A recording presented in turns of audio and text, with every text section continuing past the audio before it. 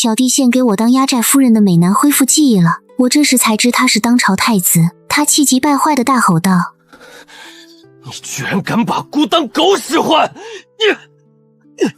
萧北辰气得發瘋，卻不讓手下殺我。一個山匪殺了都髒了姑的手，把這山端了，讓他自生自滅。若讓我聽到半分你和我有關的傳言，我就讓你生不如死。可我的命實在是好，他前腳剛走，後腳我那遠在京城的太父祖父就來認親了。祖母語重心長地開口說道：在外頭可不能再耍你山道王的威風，剛給你求了個好婚事，當朝6皇子和太子是胞弟，往後太子继位，你们就去做逍遙王。宫宴上我尷尬地對上了萧北辰震驚的目光，會表明我絕對不是來糾纏他的。我還朝6皇子身上又貼了貼，下一秒我看見他捏碎了手中的杯盞。雷虎看了一眼臉色陰沉的萧北辰，老大，咱們要不然跑吧。他看了眼不遠處的萧北辰，小聲嘀咕說道：谁能想到售后隨手一撿，居然撿来了個太子。老大，听說他的人已經進山了，趁着人還沒來，咱們先跑吧。這3個月你給人當壓寨夫人，天天壓着折磨，從前仗着他是個傻子，不知道反抗，現在清醒了，是個男人都不會放過咱們的。我回頭看着一眾瑟瑟發抖的小弟，欲哭無淚地將自己手腕抬起，那裡繫着一根很粗的紅繩，紅繩的另一端連在了不遠處坐着的蕭北辰手上。我絕望地開口說道：你們跑吧，我要獻祭在這座山上。誰能想到我香香軟軟呆萌的壓寨夫人，昨晚因為太粘人被我踹下床後磕了腦袋，突然變成陰翳太子了。他當時盯着我看了許久，氣得渾身發抖，大聲吼道：你這女人竟敢將姑當狗使喚！隨後他就跑出去放了信鴿，將我的手捆了。我現在想死的心都有，早知道就不把他踹下床了，餵飽他又不會怎麼樣。这下好了，魔王蘇醒了，整個山寨都要完蛋了。我慢吞吞地朝蕭北辰身旁湊，蕭北辰懶洋洋地抬眼掃了我一眼，我就不敢動了。從前的小傻子，現在的眼神好有氣勢，臉上掛滿谄媚的笑。我扯了扯手腕間的紅線，討好地喊道：呆瓜！蕭北辰呼吸一下子變得粗重，雷虎嚇得直戳我後背。我趕緊改口說道：不，太子大人，你瞧，你摔下山，我們好心給你口饭钱，讓你没被野兽吞了。我們也不知道你是太子，你待會兒就把我們當個屁放了吧。我咬牙，生平第一次服軟。蕭北辰聲音淡淡的開口說道：不是你們把我撿回去，我的人當天就找到我了。跟從前一點也不一樣。我有些尷尬，好像確實是這樣。我還在想着怎麼狡辯，遠處烏泱泱的來了一大群人。看清蕭北辰身上的破爛衣服時，走在最前面的男人眼眶瞬間紅了，他撲通跪下：屬下來遲了，任主子責罰。蕭北辰身上除了那件四處漏風的衣服，剩下露出的肉沒一塊好的，青青紫紫的吻痕遍布，連下巴都有一塊明顯的咬痕。整個寨子就我一個女人，她身上的印記哪裡來的？顯而易見，為首的暗衛抽出刀就要砍我，紅眼怒罵：你這個女土匪，竟敢對太子行這樣的事！雷虎抽出刀猛擋住，眼神兇煞的回擊：你們太子自己願意的，別倒打一耙，是他天天主動送上門的。蕭北辰的臉頰爬過一抹绯紅，雷虎雙手握緊大刀，反正今天活着出不去了，兄弟們護着老大，跟這群狗崽子拼了！蕭北辰的臉色瞬間陰沉難看，他猛地扯緊我手上的紅繩，厲聲下令：將他帶回去，其他山匪押入官府例行服刑。竟然不是趕盡殺絕滅口。雷虎怔愣一瞬後，看着蕭北辰通紅的耳尖，突然明白了什麼，他滿臉震驚地瞪大雙眼，驚呼：你要帶我老大進京城做你的太子妃！蕭北辰還沒說話，一旁的隨從惡狠狠瞪了我一眼：當然是帶回去百般折磨，加以報復。我家主子何時受過這種屈辱？就他也配當太子妃？你說是吧，主子？瞬間安靜，蕭北辰沒說話，空氣有些尷尬。雷虎像是看穿一切，仰天大笑。我小心翼翼看蕭北辰的神色也慢慢放鬆，原來他不捨得我呀，還要帶我回去呢。可下一秒，雷虎的笑哽住了，因為瘦猴從遠處跑來了。他手裡還牽着個白白淨淨的男人，他笑得像個地主家的傻兒子。老大，听說上个压寨夫人要走了，我又给你捡了个。我突然觉得山间的阴风冷得嚇人，萧北辰的臉黑得跟鍋底沒區別了。蕭北辰走了，還帶走了我所有的弟兄，包括那個被瘦猴帶回來的新壓寨夫人。走之前，他死死咬緊後槽牙，下令：一個山匪，殺了都髒了姑的手，把這山端了，讓他自生自滅。若讓我聽到半分你和我有關的傳言，我就讓你生不如死。若我發現你誘拐了男人做壓寨媳婦，我也要讓你生不如死。往日熙熙攘攘的山林，此刻只剩下我自己。蕭北辰不愧是太子，確實厲害，懂得如何攻心，身邊一個人都沒有了，讓我難過的只想掉眼淚。我一邊自己燒火做飯，一邊抹了把臉。早知道3個月前瘦猴將他撿回來時，我就不色心大起了。當時我覺得他是個傻子，估計是別人扔了的。我正好缺個壓寨夫人，於是哄着他和我拜了堂，當晚就入了洞房。我給他取名叫呆瓜，寨子裡的弟兄都叫他呆瓜夫人。他每次都紅着臉答應。和寨子裡的醜弟兄不同，蕭北辰是我見過最白淨俊美的男人，他臉嫩得像豆腐，身上也是，每日天還沒黑就爬我床上等着我。我吃着弟兄們打獵的兔子，眼淚忍不住掉。給我重來一次的話，我不選壓寨夫人了，我要我的弟兄們，美色令人智昏。一邊吃我一邊想着以後怎麼辦時，我卻又聽到了一群人的腳步聲。我放下兔子，拿起刀，握住心眼，提了起來。這莫不是蕭北辰又後悔了找人過來將我滅口的？可從轎子上下來的卻是個白髮蒼蒼的老婦人，她一看到我就渾身發抖，掉眼淚哭喊：蒼天老爺，若我苦命的女兒，我可算找到你的孩子了。蕭北辰把我扔在山裡的計劃失敗了，因為我的命實在太好了。他前腳剛走，我外祖母就來尋親了。他拉着我的手抹眼淚，老太太的臉屬實和我有幾分相似。他緊緊抓着我的手，哽咽：好孩子，這些年你受苦了。他話哽住，說不下去了，因為他追查我3年才知道，我現在居然在山裡稱霸王，過的日子滋潤屬實，算不上苦。那山之外，蕭北辰他爹是皇帝，那山裡我便是皇帝。從老婦人口裡，我也知道了我的前半生。我外祖父是當朝太傅，女兒本要許配給門當戶對的人家，卻和馬廄裡的小廝看對眼私奔了。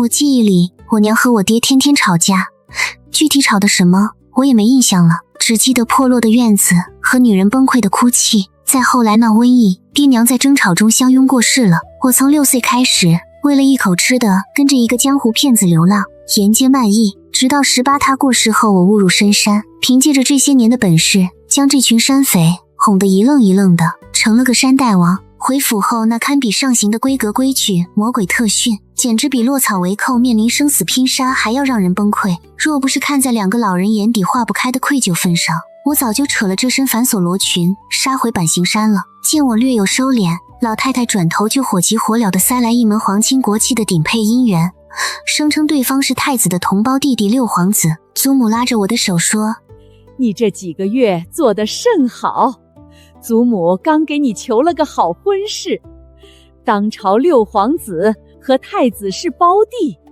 往後太子繼位，你們就去做逍遙王。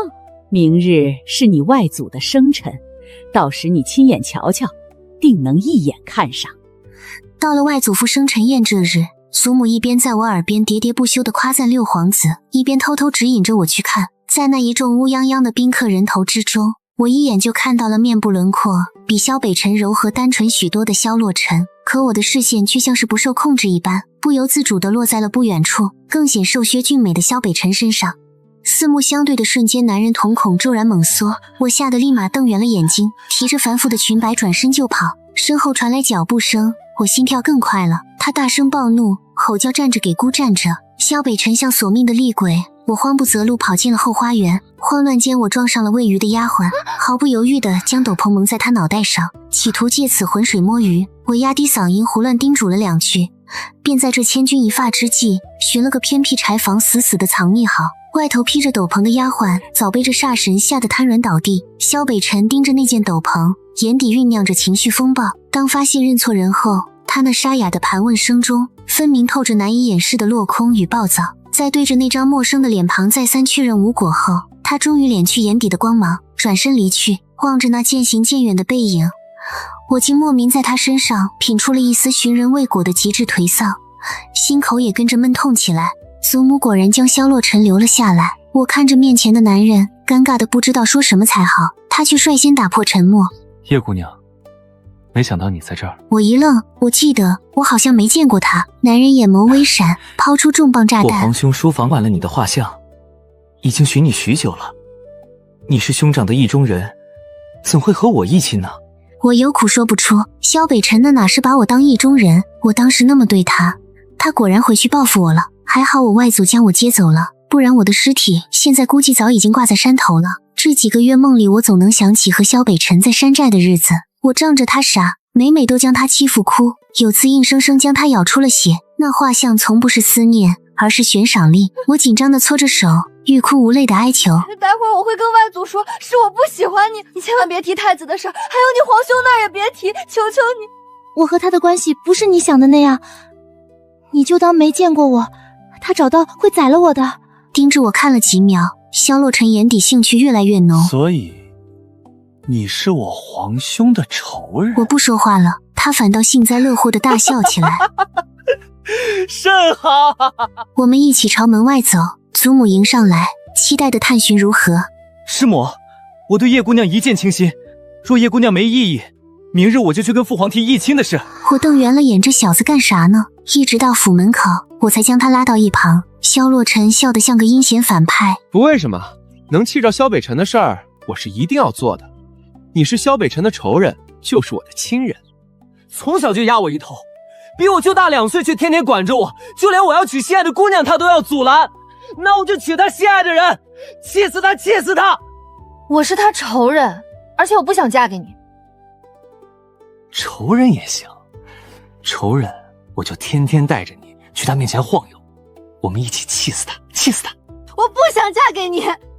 那我現在就去告訴蕭北辰，你在太傅府裡，這世間除了我，可沒人護着你。我倒抽一口冷氣，真不愧是蕭北辰的親弟弟，跟他一樣心機深沉。賜婚的聖旨還沒下來，蕭洛塵就迫不及待地帶着我去參加宮宴。他還特意挑了蕭北辰對面，又是幾日沒見，我發現蕭北辰眼底的青黑更深了。他低着頭看着酒杯，不知道在想什麼。抬眼時，我尷尬地衝他笑了一下，蕭北辰就那樣愣住了，眼睛一眨不眨地盯着我。蕭洛塵欠揍的聲音突然在耳邊悠悠響起。近點。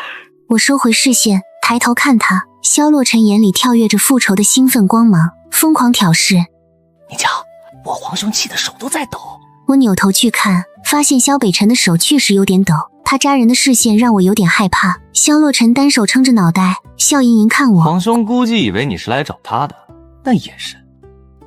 我拿起糕點的瞬間，前方傳來清脆的碎裂聲，我和蕭洛塵一起抬起頭，琉璃杯盞上沾染着猩紅的血。蕭北辰的眸子一眨不眨落在我和蕭洛塵臉上，蕭北辰身旁的小太監嚇得聲音尖銳驚叫：哎呦，殿下您這是怎麼了？這聲音吸引了一眾目光，我收回視線，心驚膽戰地吃完了宮宴，頭都沒敢抬。一旁的蕭洛塵異常興奮，湊到我耳邊實時播報：喲，流了這麼多血呢。他又唯恐天下不亂地繼續拱火，皇兄盯着咱倆看呢。接着他的語氣變得更加激動，皇兄好像快哭了，眼睛紅紅的，哎呦，氣死了，氣死了！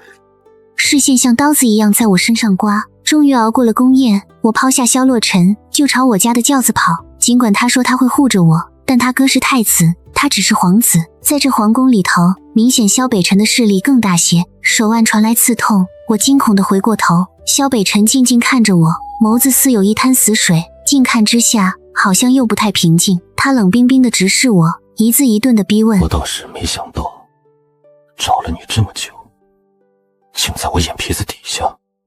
他緊接着咬牙切齒擠出：讓我好找啊！他表情無波無瀾，我卻看到他額角的青筋突突直跳，我只能硬着頭皮裝傻。你這人在說什麼？我聽不懂也不認得你。光天化日拉拉扯扯，對你我名聲都不好。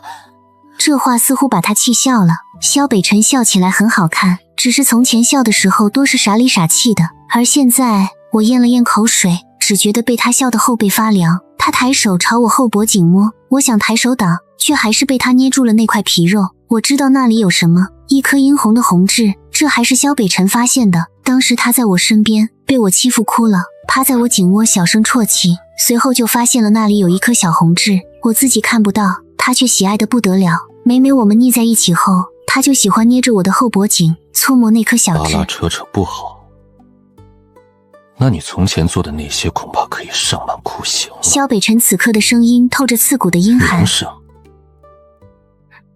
你照顧我帮我处理傷口的時候，怎么没想過你的名聲？你想幹嘛？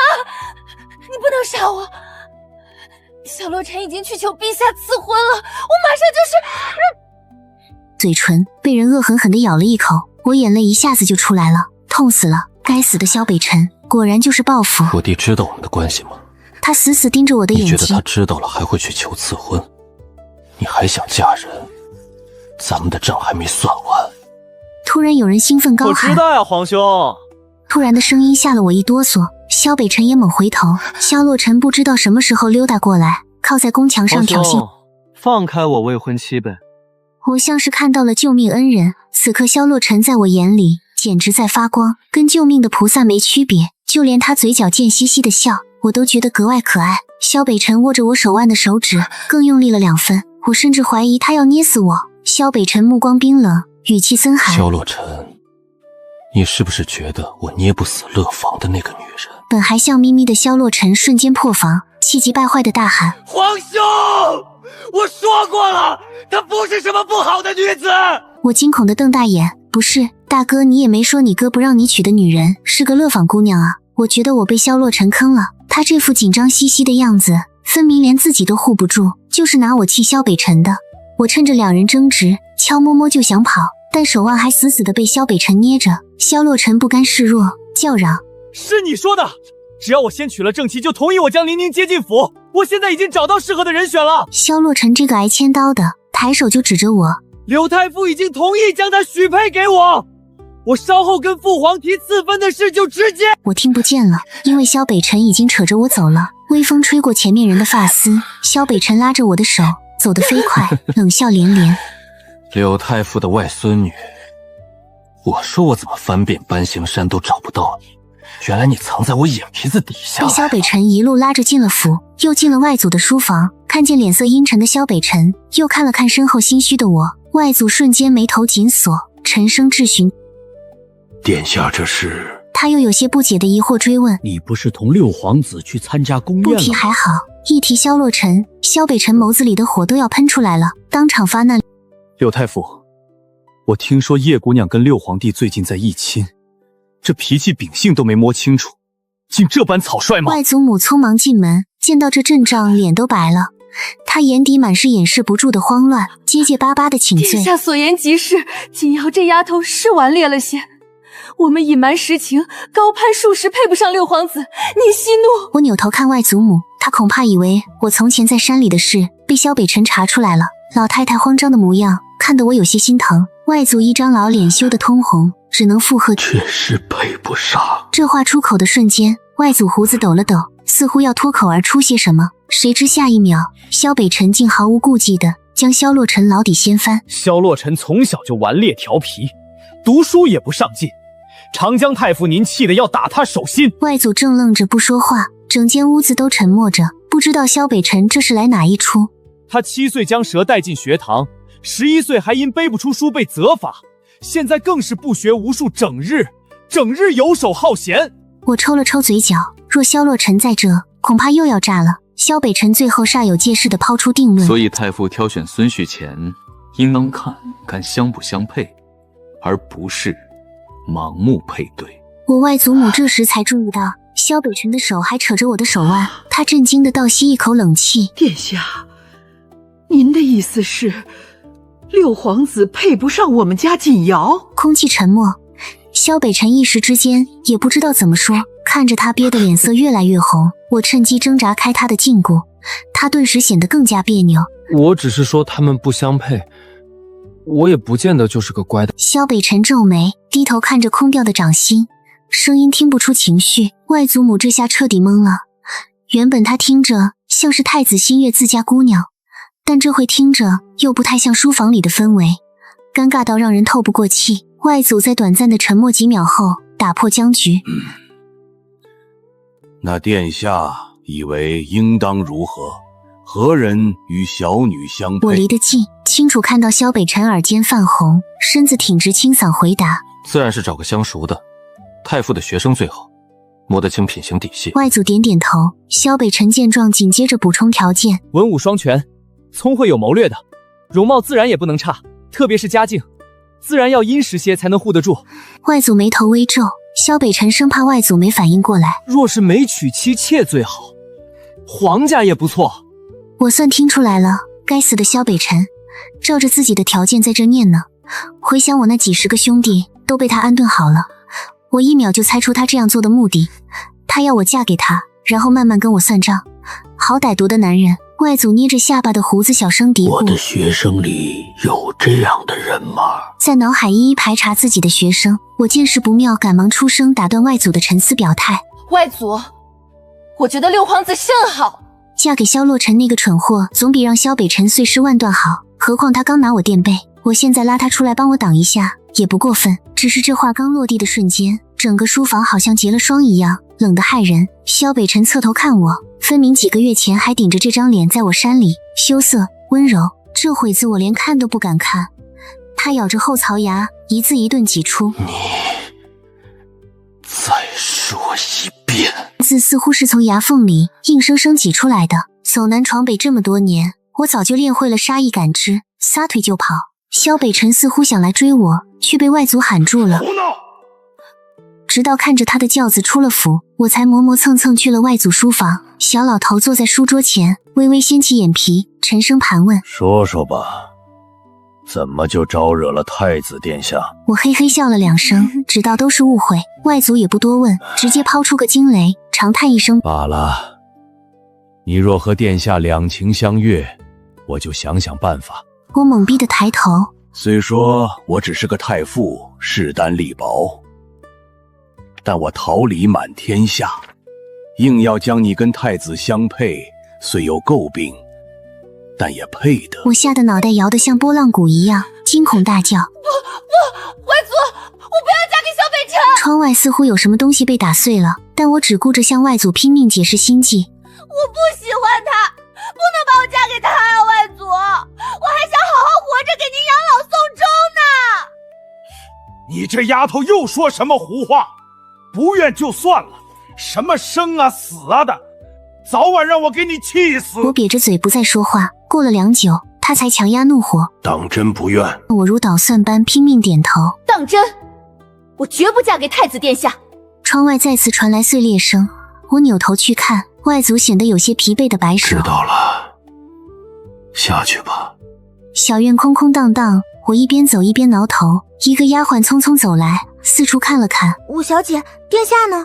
我也隨着她的动作四處看了看，一個人沒有啊。小丫鬟見尋不到人，滿臉納悶的嘀咕：奇怪了，不是說打包一份栗子糕帶回去嗎？小姑娘說完就走了。我抬頭看着慢慢爬上來的月色，高牆紅瓦困住這一方天地。我一點都不想在京城待，可是離開這裡，我又要去哪呢？我從前那樣欺負蕭北辰，把他當個玩意使，雖沒有動輒打罵，但總歸是不好的。為了和他更親近，我當初還總愛逗他，把他惹得臉紅。我捂着臉蹲在地上，人在做，天在看，真是報應啊！我現在但凡離了京城，恐怕立馬就被蕭北辰抓回去了。祖父沒再提和蕭洛塵議親的事，自然也沒提蕭北辰。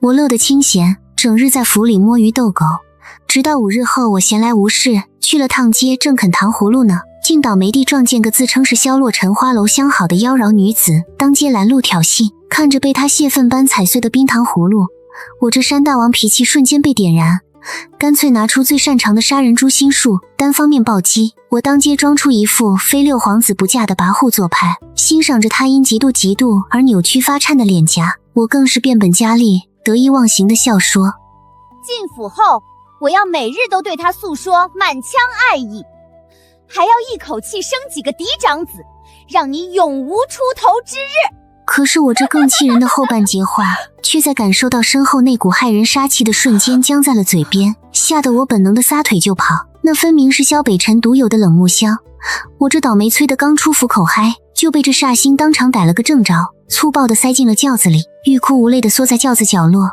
蕭北辰似乎心情很差，臉都氣綠了，他嘴角卻還強行勾起冷笑。三心二意的女人，心月這種事你是不是对誰都能說？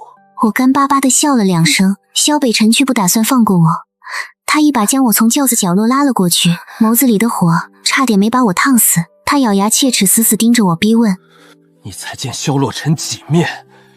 孩子的事兒都想好了，是不是臉上白净的你都喜歡？誰都能代替我成你的压寨夫人。我咽了咽口水，硬着头皮狡辩：苍天老爷，我只是为了给那女人胸口添骨，讓她去跟萧洛尘鬧，我才不要給那傻子生孩子，生出來一定也是個傻子，要生我也和……蕭北辰臉色燒氣，目光灼灼地盯着我，繼續，想和誰生？湊得太近，近到我的心跳猛地漏了半拍。我剛剛腦海裡一閃而過的，竟然是蕭北辰的名字。我嚇得驚恐萬分，向後縮了縮，慌亂擺手：沒有誰，我才不要生孩子！蕭北辰視線落在我身上良久後，輕嗤出聲警告：你最好說的是實話。轎子裡很安靜，我小心翼翼地扭頭看他，卻發現他也在看我。我結結巴巴地打破沉默：那個殿下，我跟你商量個事。我停頓了一下，硬着頭皮交代我不嫁給你弟了。我將這話說完，蕭北辰抬手示意我繼續。我咽了口唾沫，小心翼翼地求情：放我回山裡行不？我以後絕對不出山了。這話剛落，他呼吸瞬間粗重：放你回去繼續帶着弟兄們禍害百姓。我急得眼淚都快掉下來了，滿臉委屈地拼命解釋：我沒有。從我當上山裡的大王之後，就沒讓阿芝他們搶過村子，我們搶的都是貪官。蕭北辰毫不留情地冷斥：天子腳下都是我家的錢。這人怎麼一點理都不講？我氣得想咬死他。我不甘心地質問：那你到底要什麼？我知道我從前是過分了些，但你是第一次，我又何嘗不是？當時明明我們也是兩情相悅的。嘴被人捂住，蕭北辰整個臉都燒起來了，倒是和從前不太一樣。從前他跟我鬧的時候都只是臉蛋微紅呢，果然開了智人都害羞了。他捂着我的嘴，不大不小的轎子裡我們大眼瞪小眼。蕭北辰身上的味道和從前一樣，是一股子形容不上來的松木香氣。從前我總以為他偷摸藏了香囊，後來才知道那是他身上自帶的香氣。我索性心一橫，破罐子破摔，扯着嗓門叫板：反正我要回山，你實在不行現在就砍了我，砍了我！來呀！隱約聽見吞咽口水的聲音，下一秒脖子傳來一陣如濕，我瞪大眼睛，酥酥麻麻的刺痛感瞬間傳遍全身。我捂着脖子後退2步跳腳：你屬狗的！蕭北辰顯然自己也懵了，他怔愣地看着我防備的模樣，臉一陣青一陣紅。他瞬間氣急敗壞的怒吼：反正不許你回山，你不搶百姓東西也會亂跑。我被他氣得大聲盤問：那你到底要我怎麼補償你？做都做了，我兄弟都被你關起來了，你還想咋樣？他緊緊抿着嘴唇，彆扭地扭頭看向窗外，悶哼：我慢慢想，在此之前你不許嫁人。眼看到了扶我，跳下轎子就跑。一連幾天我都能夢到蕭北辰拿着鞭子在獰笑，格外恐怖。直到更恐怖的事發生了，外祖母火急火燎找到我，急得直跺腳斥責：這樣大的事你怎麼不早說？你這丫頭真是要氣死我！我這才知道，現在鬧得全京城傳遍了太子殿下，幾個月前被我擄去做了壓寨夫人，結果我還跑了。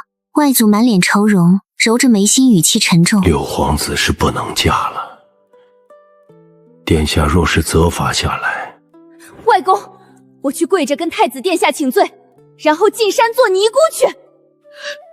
祖母和你一起去，是祖母沒早點找到你，讓你學壞了，怎麼就闖下這樣大的禍？最終我獨自去了趟太子府，一人做事一人當，這還是我第一次進蕭北辰的住所。從前我將他留在我破破爛爛的山寨裡，最疼他的時候，肉的第一口都給他吃。如今看着這樣豪華奢靡的庭院，我才知道我有多委屈他了。下人說他在書房領着我進去了。蕭北辰的書房都比寨子大，琳琅滿目全是書，一陣又一陣的松木香環繞着，不知道走過了多少個書架。我看到了蕭北辰的書桌，但書桌上方掛着的幾十上百張畫像，側臉睡顏，統統都是我的臉。身後傳來熟悉的腳步聲，我回過頭，蕭北辰面無表情靜靜看着我，冷面審視。現在满京城都知道我当过你义的压寨夫人，你打算怎么給我一個交代？我毫不猶豫把想了一路的說辭脫口而出。殿下息怒，我去昆仑山上當尼姑贖罪。下巴被人捏住，萧北辰氣得眼尾泛起猩紅咆哮。誰要你做尼姑？你奪了姑的清白，還一躲就是幾個月，現在又想拍拍屁股走人，哪有這樣的道理？我就知道他不會輕易答應，趕忙安撫我，裝出一副委屈巴巴的模樣，小聲嘟囔：那不然你讓我遊街示眾吧，我犯了錯。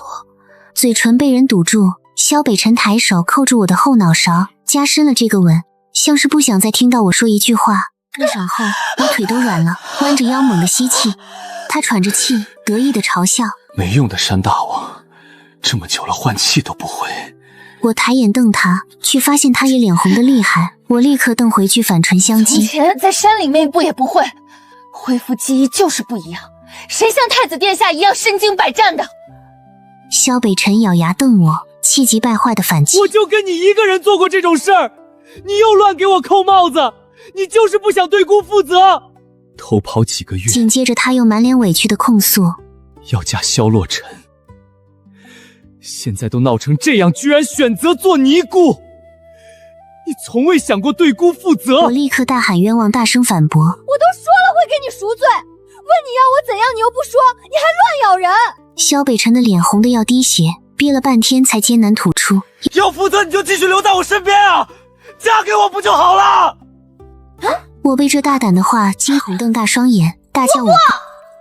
蕭北辰臉上的紅褪去大半，厲聲質問：你還說你要負責？我尷尬的想鑽地縫，小聲嘟囔：我覺得我也罪不至死，做尼姑已經夠慘了。他語氣急切的脫口而出：讓你死了，你嫁給我，我也沒說會對你不好。空氣安靜，我看着蕭北辰快修到地底下的模樣，好像有些明白了，這麼多天的彎彎繞繞，該不會他不是想整死我，是心悅我。我為了證實猜測，故意試探不信。我感覺又回到了山林間這麼多天的惶恐挫敗，一掃而光。蕭北辰立馬就急了眼，大聲反駁：我哪裡對你不好？你讓我往東喝是朝西過，反正全京城都知道你強娶了我，你不負責，我還有什麼臉面活着？我聽着他一本正經的胡說八道，忍不住調侃：那你當時不願意帶我回來？提起這件舊事，蕭北辰更氣憤了，抱怨：你還好意思說？我當時都安排好轎攆了，你卻想着趕我走，我還沒出寨子呢，第二個落難書生就要送上你門了。我摸摸鼻子，我有些不服氣的小聲抱怨：這是瘦猴做的，又不是我做的，那你後面還想把我扔山裡，還想不管我？蕭北辰臉色更差了，委屈的像孩童般大喊：我生氣前後不過半個時辰，回去找你寨子裡人影都沒了，那幾日我將山都快掀開了。我有些尷尬，沒辦法，我外祖母動作實在是迅速。蕭北辰越說越委屈，眼眶都紅了，這下不再是高高在上的太子殿下，仿佛一秒回到了做我呆瓜的時候。他紅着眼眶：我尋了你4個月零12天，畫了成百上千幅你的畫像，派人去找，可你如同人間消失一樣。我整日吃不好睡不好，半夢半醒都是你，時常幻覺你就在眼前，伸手摸卻又消失。這樣脆弱的蕭北辰眼尾粉紅，從前我只在我們鬧脾氣的時候見到過，看得我心癢癢的他還在喋喋不休地訴說委屈。他緊接着瞪我：我再見到你，你卻躲着我，我還以為我真的出現幻覺了，結果你居然就在我眼皮子底下，卻不和我相認，還不要我了，非要嫁給我弟。他掐着我的脖子就吻了上來，這次我沒有推開。蕭北辰沒變，我的呆瓜也沒變，是同一個人，是情到深處會一遍遍吻我的愛人。書桌上的畫像散落在地，蕭北辰喘着粗氣，他貼着耳畔低啞呢喃：老大，我服侍的可還好？只這一句話，我甚至以為我回到了山寨。意識逐漸昏沉時，蕭北辰緊緊抱着我，低語：嫁給我，寨子裡你娶我一次，寨子外我娶你一次，可好？外祖得知我要和蕭北辰一親時，滿臉愁容且頭疼。你們的事傳得沸沸揚揚的，你從前的事被扒個一乾二淨，恐怕陛下和皇後不能同意。我想起蕭北辰的交代，胸有成竹的打保票。蕭北辰已經求來了賜婚的聖旨，他母後對我挺滿意。何止滿意，我才知道蕭北辰還是個大騙子。他拿我哄騙他那套去哄他母後，當時他跪在地上聲淚俱下，滿嘴跑火車。若當初坠下山崖不是緊瑤所救，儿臣恐怕早就没命回來見母後了。救命之恩當然要以身相許，所以不是外頭傳的那般，是兒臣自願要娶她的。我在一旁聽得面紅耳赤，沒想到皇後是個心軟的，眼淚汪汪地拉着我說謝謝，我救了他兒子的命。看着身後咬牙切齒的蕭洛塵，我突然知道他這麼傻遺傳誰了。至於陛下那裡，我不知道蕭北辰是怎麼求來的賜婚，總歸那道聖旨是結結實實的到了我外祖父的手裡。成婚第2日，他一口一個娘子叫的膩歪，殷勤備至，帝妃要牽着我的手帶我去個地方。翻過熟悉的山頭，我震驚地看到原本破敗的山寨紅綢滿樹，燈火通明，雷虎等人卻一窩蜂跑來歡呼老大回來了。剛剛還滿面春風的蕭北辰，現在臉黑得難看，他冷着臉驅趕道：離遠些遠些，說說話就行了，上手碰什麼肩膀？雷虎眼睛紅紅的，老大，夫人对我們挺好的，當時我們還以為我們死定了，你瞧這裡的房子都重修了，聽說你們今天要來，寨子裡的兄弟都做好了飯，想再喝一喝老大的喜酒嘞。老大，上次新捡的二夫人你怎么没收啊？要不要再捡个更白净的？我嚇得魂飛魄散，趕緊死死捂住他的嘴，生怕身側這尊大醋缸子再次徹底打翻。